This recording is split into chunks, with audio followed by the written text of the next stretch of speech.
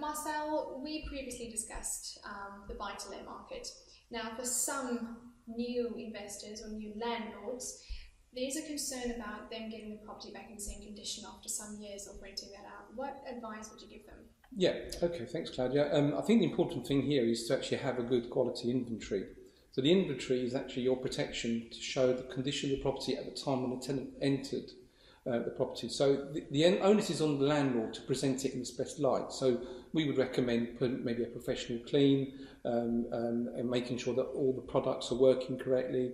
And the inventory will actually photograph and reference everything to show the condition at the time. It's important that the inventory is done very close to when the tenants move in, and therefore you have something to fall back on. Should the property have any issues, you've got an inventory which is done professionally, consistently according to the right standards, which mean that when the tenant leaves, you've got something back to show the condition at the time. And by proving that, then you have more chance of winning your case should they damage your property in any way. So I think the key thing here is make sure you have a good quality inventory. Thanks, Marcel. But on the back of that then, obviously looking at the utilising inventory, what does Rochills do to support that advice? What we actually do is we actually have our own in-house inventory service. We used to sub that part of the business out to others, and what we found was the consistency wasn't there, and then we'd have disputes between the landlord and the tenant, etc. So what we've done is brought it in-house and have some consistency approach from when we do the check-in and the inventories all done together. And moving forward, when we do the maintenance of the property, we've got all the records of the inventory at the time, which means it's a much more consistent approach, and that's been very successful. Thank you, Marcel. So following on from that, I think a general concern for a lot of landlords, regardless of their experience, are the tenants that are going into their properties. So can you just explain the process as to how we select the right tenant for that landlord? Yeah, okay. Perhaps an example might be a way to describe it. So very recently we had a lady came in to see us who wanted to put the holding deposit down on the property. Appeared very professional, you know, you could see that she was a nice lady, she ticked all the boxes in terms of looking professional, etc. And our pre-questions about her affordability was quite correct.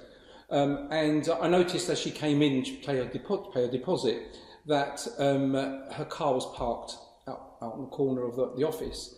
And I asked if it was her car, she said yes. I said, excuse me, but you're going to get a ticket. And her quick response was, well, I don't pay them anyway, which was quite surprising, quite shocking. So having taken her deposit, the first thing we did, we went back to the landlord and said, I've got some good news and some bad news. The good news, someone's put the deposit down. However, the bad news is I wouldn't recommend that particular tenant.